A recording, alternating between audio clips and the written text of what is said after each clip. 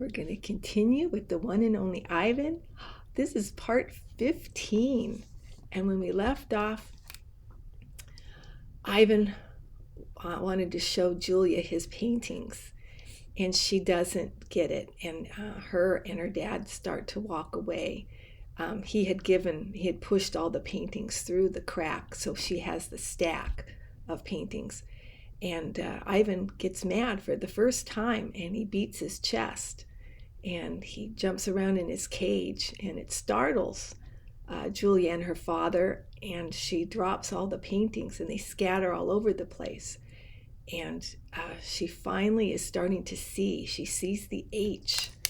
All right, finally, Julia and George take the pictures to the ring, where there's room to see them all. An hour passes as they try to assemble my puzzle. Ruby's awake now, and she and Bob and I watch. Ivan, Ruby says, "Is that a picture of me?" "Yes," I say proudly. "Where am I supposed to be?" "That's a zoo, Ruby. See the walls and the grass and the people looking at you?" Ruby squints. "Who are all those other elephants?" "You haven't met them yet," I say. "Yet." "It's a very nice zoo," Ruby says with an approving nod. Bob nudges me with a cold nose. It is indeed. In the ring, Julia pumps her fist in the air. "Yes," she cries. "I told you, Dad. There it is. H-O-M-E. Home." George gazes at the letters. He spins around to look at me. "Maybe it's just a coincidence, Jules. You know, a once-in-a-trillion kind of thing, like that old saying about the chimp and the typewriter. Give him long enough and he'll write a novel." I make a grumbling noise as if a chimp could write a letter, let alone a book. "Then, how do you explain the rest of it?" Julia demands. "The picture of Ruby in the zoo."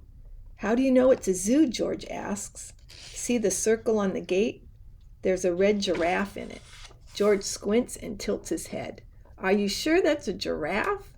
I was thinking more along the lines of a deformed cat. "It's the logo for the zoo, Dad. It's on all their signs." "Explain that." George gives her a helpless smile. I can't begin to. I'm just saying there has to be a logical explanation. "Look how big this is." Julia puts the last piece of Ruby's right ear into place. "It's huge." "It is definitely large," George agrees. Julia watches me. She chews on her thumbnail. I see the question in her eyes. She turns back to the paintings and stares at them, looking. Truly looking. A slow smile draws on Julia's face. "Dad," she says, "I have an idea. A big idea." Julia races around the edge of my painting, her arms spread wide. "Billboard big." "I'm not following you." "I think this is meant to be on a billboard. That's what Ivan wants." George crosses his arms over his chest. "What Ivan wants," he repeats slowly. "And you know this because you two have been chatting?" "Because I'm an artist and he's an artist." "Uh-oh," says George. Julia clasps her hand together. "Come on, Dad. I'm begging you." George shakes his head. "No, I'm not doing that. No billboard. No way." "I'll get the ladder," Julia says. "You get the glue. I know it's dark out, but the billboard's lit." "Mac'll fire me, Jules." Julia considers. "But think of the publicity, Dad. Everybody would know about Ruby." "You want me to put up a sign that shows Ruby in a zoo with the word home on it in giant letters?" George gestures towards my picture. A sign, incidentally, that just happens to have been made by a gorilla. Exactly. "And you want me to do it without Mac's permission?" George asks. "Exactly." "No," George says. "No way." Julia goes to the edge of the ring, carefully not to step on any of my paintings.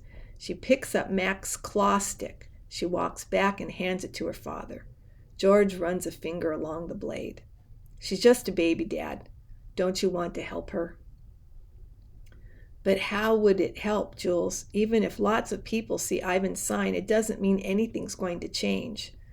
"I'm not exactly sure yet," Julia shakes her head. "Maybe people will see the sign and they'll know this isn't where Ruby belongs. Maybe they'll want to help too." George sighs. He looks at Ruby. She waves her trunk. It's a matter of principle, Dad. Principal. L-E, George corrects. Dad, Julia says softly, what if Ruby ends up like Stella? George looks at me, at Ruby, at Julia. He drops the claw stick. The latter, he says quietly. It's in the storage locker. The next morning, I watch Mac's car slam to a halt in the parking lot. He leaps out. He stares at the billboard. His jaw is open, and he doesn't move for a long time. Mad human. A mad gorilla is loud, but a mad human can be loud too, especially when he is throwing chairs and turning over tables and breaking the cotton candy machine. Phone call. Mac is kicking a trash can across the food court when the phone rings. He answered it, red-faced and sweating. What the? He demands. He glares at me. I don't know what you're... He starts to say, but then he stops to listen. Who? Julia, who? He asks. Oh, sure, George's kid. She's the one who called you? More talking. With the phone to his ear, Mac comes closer to my cage, eyeing me suspiciously. Yeah, he says. He paints. Sure. We've been selling his art for quite a while now. There is another long pause. Yeah, absolutely. It was my idea. Mac nods. A smile starts at the corner of his mouth. Photos? No problem. You want to see him in action? Come on down to have a look. We're open 365 days a year. Can't miss us. We're right off of I-95. Mac picks up the overturned trash can. Yeah, I think he'll be adding more pictures. It's what do you call it? A work in progress. When the call is done, Mac shakes his head. Impossible, he says. An hour later, a man with a camera comes to take my picture. He is from the local paper, the one Julia called. How about you take one of me with the elephant? Mac suggests. He drapes his arm around Ruby's back, grinning as the camera clicks. Perfect, the man says. Perfect, Mac agrees. Here's a picture.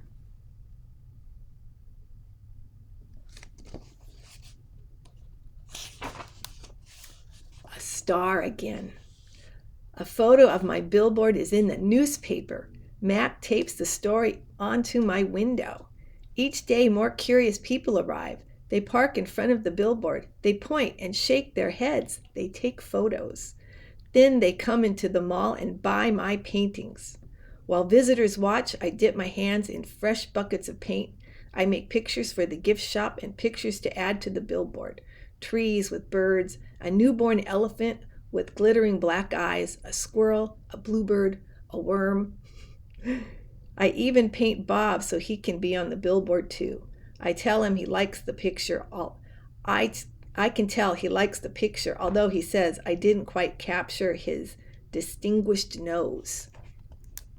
Every afternoon, Mac and George add my new pictures to the billboard. People slow their cars while they work.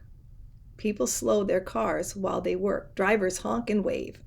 My gift shop pictures now cost $65 with frame. Ape artist. I have new names. People call me the ape artist, the primate Picasso. I have visitors from morning till night, and so does Ruby. But nothing's changed for her. Every day at 2, 4, and 7, Ruby plods through the sawdust with Snickers on her back. Every night she has bad dreams. Bob, I say after I've soothed Ruby to sleep with a story, my idea isn't working. Bob opens one eye. Be patient. I'm tired of being patient, I say. The interview. This evening, a woman come to interview Mac and also George and Julia. The man has a large and heavy camera perched on his shoulder. He films me as I make my pictures. He films Ruby in her cage with her foot roped to the bolt in the floor. Mind if I look around, he asks. Mac waves a hand. Be my guest. While Mac and the woman talk, the cameraman walks through the mall. He pans his camera right and left, up and down. When his eyes fall on the claw stick, he stops. He trains his camera on the gleaming blade. Then he moves on. The early news. Mac turns on the TV. We are on the early news at 5 o'clock. Bob says, don't let it go to my head. We all are. Mac, Ruby, me, George, and Julia. The billboard, the mall, the ring, and the claw stick. Signs on the stick. In the morning, several people gather in the parking lot. They're carrying signs on sticks. The signs have words and pictures on them. One has a drawing of a gorilla cradling a baby elephant. I wish I could read. Okay, we are going to leave it there. That was The One and Only Ivan, part 15.